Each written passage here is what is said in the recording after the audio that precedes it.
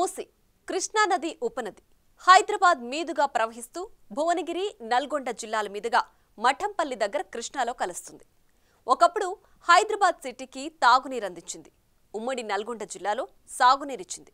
కానీ ఇప్పుడు ఆక్రమణలతో పూర్తిగా కుచించుకుపోయింది. కొన్ని చోట్లయితే మూసి ఉందా అన్న డౌట్లు కూడా వచ్చేలా స్వరూపం మారిపోయింది. అసలు ఉనికే ఉందా అన్నది కూడా ప్రశ్నార్థకరమైంది. ఇలాంటి పరిస్థితుల్లో మూసీకి పూర్వ వైభవం తెచ్చేలా రేవంత్ సర్కార్ ఆపరేషన్ మూసీ చేపట్టింది.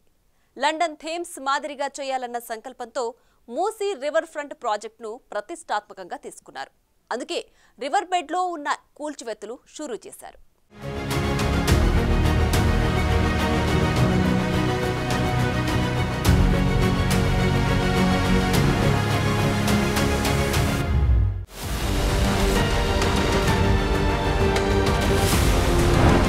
మూసీపై యాక్షన్ షురూ.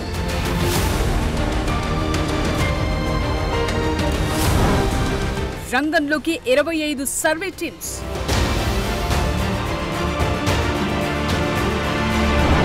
ప్రస్తుతం రివర్ బెడ్.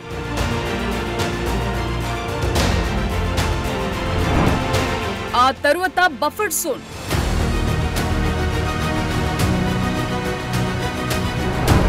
ఆక్రమణలకు మార్కింగ్.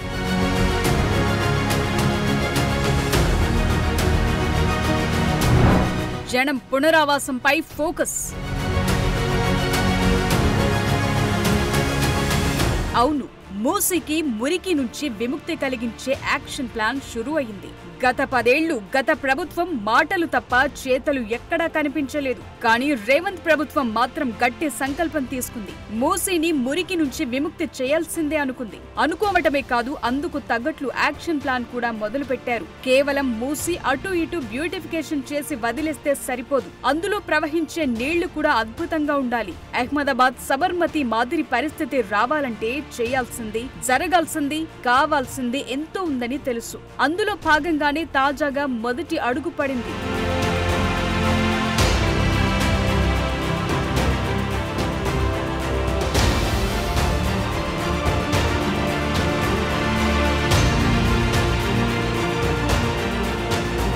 గండిపేట్ వరకు మూసి బావుంటుంది, కానీ ఆ తరువాతే అసలు కథ మొదలవుతుంది. సిటీలోకి అడుగు పెడుతూనే కాలుష్య సాకారంగా మారిపోతుంది.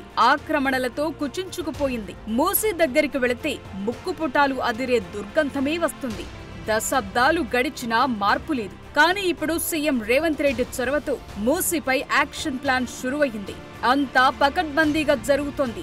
అనుకున్నది అనుకున్నట్లు జరిగితే మూసీకి పూర్వ వైభవం రావటానికి మరెంతో దూరం లేదు. చాలా మంది ఇప్పుడు మూసీ ప్రక్షాళన అవసరమా అని మాట్లాడుతున్నారు. కానీ భవిష్యత్ తరాలు బాగుండాలంటే ఇప్పటి పరిస్థితిని చక్కదిద్దాల్సిందే.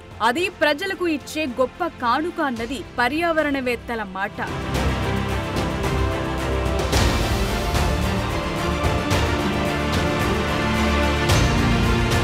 థేమ్స్ ఆఫ్ ఇండియా అన్న పేరును మూసీ నది సంపాదించుకుంది. కానీ ఇప్పుడు సగటు హైదరాబాదీ ఆ మాటను సగర్వంగా చెప్పుకునే పరిస్థితి ఉందా అన్నది గుండెల మీద చెయ్యి వేసుకుని ఆలోచించాలి.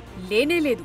మూసీ దగ్గరకు వెళ్లలేరు, అందులో దిగలేరు, గాలి పీల్చలేరు. అంతలా దారుణంగా మారిపోయింది సీన్. మూసీ నది పరివాహక ప్రాంతం పరిధిలో 4 జిల్లాల్లోని 35 మండలాలు, 800కు పైగా గ్రామాలున్నాయి. 5 లక్షలకు పైగా కుటుంబాల జీవనోపాధి మూసీ నది చుట్టూ ఉంది.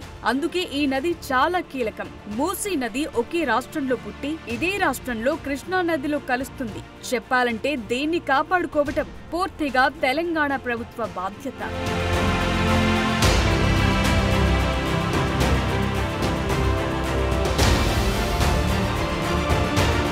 మూసీ నది ఓ సబర్మతిగా మారాలి.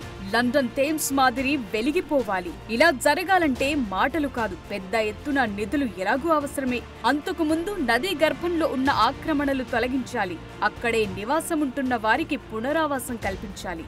సెకండ్, మూసీలో రసాయనాలు, మురికి కలవకుండా చూసుకోవాలి. అందుకే మొదటి స్టెప్ గా అధికారులు కదిలారు. మూసీ నది పరివాహక ప్రాంతంలో దాదాపు 80 బస్తీలున్నట్లు గుర్తించారు. మొదటి రివర్ బెడ్ లోని ఇండ్లను ఖాళీ చేయించి ఆ తరువాత బఫర్ జోన్ ఏరియాపై ఫోకస్ పెడతారు. హైదరాబాద్, రంగారెడ్డి, మేడ్చల్ జిల్లాల కలెక్టర్లు ఇప్పటికే 25 టీమ్స్ ఏర్పాటు చేశారు.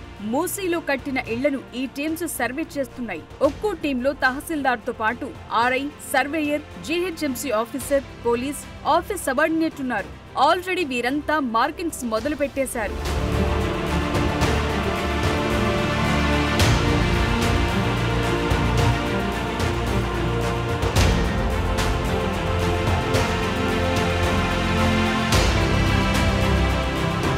మూసీ రివర్ బెడ్ లో 2166 ఇండ్లున్నట్టు ఇప్పటికే చేపట్టిన సర్వేలో తేలింది. ఇందులో హైదరాబాద్ జిల్లాలో 1595 ఇండ్లు, రంగారెడ్డి జిల్లాలో 332 ఇండ్లు, మేడ్చల్, మల్కాజిగిరి జిల్లాలో 239 ఇండ్లున్నాయి. వీరికి పునరావాసం కల్పించేందుకు ఆయా జిల్లాల కలెక్టర్లు రెడీ అయ్యారు. డబుల్ బెడ్రూమ్ ఇండ్లివ్వాలని ప్రభుత్వం నుంచి ఆదేశాలు ఇప్పటికే అందాయి కూడా.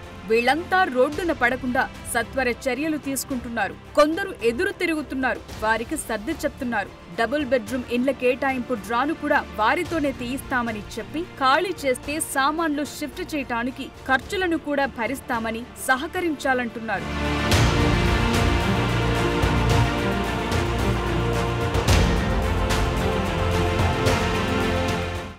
డీటెయిల్స్ ఇవ్వమని చెప్తా ఉన్నాము. వాళ్ళ ఆధార్ కానివ్వండి, మిగతా డీటెయిల్స్ ఉన్నాయి కదా, ఆ ఎలక్ట్రిసిటీ బిల్, ఐడెంటిఫికేషన్కి ఏంది అనేది డీటెయిల్స్ తీసుకుంటున్నాం. మాకు కూడా అలాగనే వాళ్ళని ఏం ఫోర్స్ చేయట్లేదు, విల్లింగ్ ఉన్న వాళ్ళ డీటెయిల్స్ తీసుకుంటాం. అంటే సహకరిస్తున్నారా పూర్తిగా? 100% వాళ్ళు సహకరిస్తున్నారు, నో ప్రాబ్లం. వీళ్ళ డీటెయిల్స్ కలెక్ట్ చేసేసుకొని వీళ్ళకు డబల్ బెడ్రూమ్ ఇచ్చిన తర్వాతనే నెక్స్ట్ ఈ ఆలోచన షిఫ్టింగ్ అయిన తర్వాత వాళ్ళకు ఫస్ట్ కీ ఇస్తాము, డబల్ బెడ్రూమ్ చూపిస్తాము, ఓకే అనుకుంటేనే నెక్స్ట్ ఆలోచన అనేది ఉంటుంది. పబ్లిక్ నుండి ఎలాంటి సమస్య లేదండి. పబ్లిక్ చాలా మంచి కోఆపరేషన్ చేస్తున్నారు.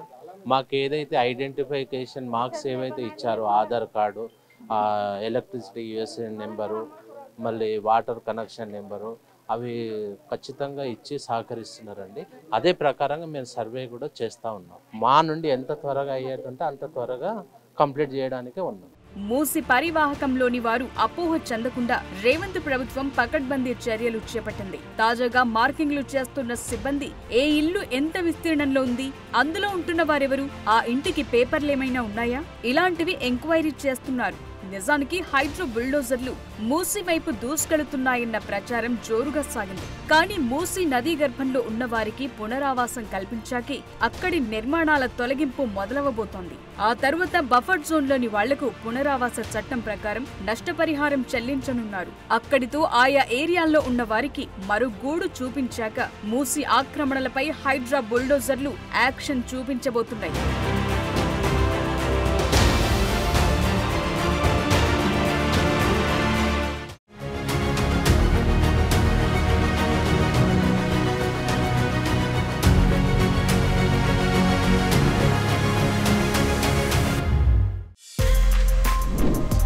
For more videos like this, subscribe Big TV channel.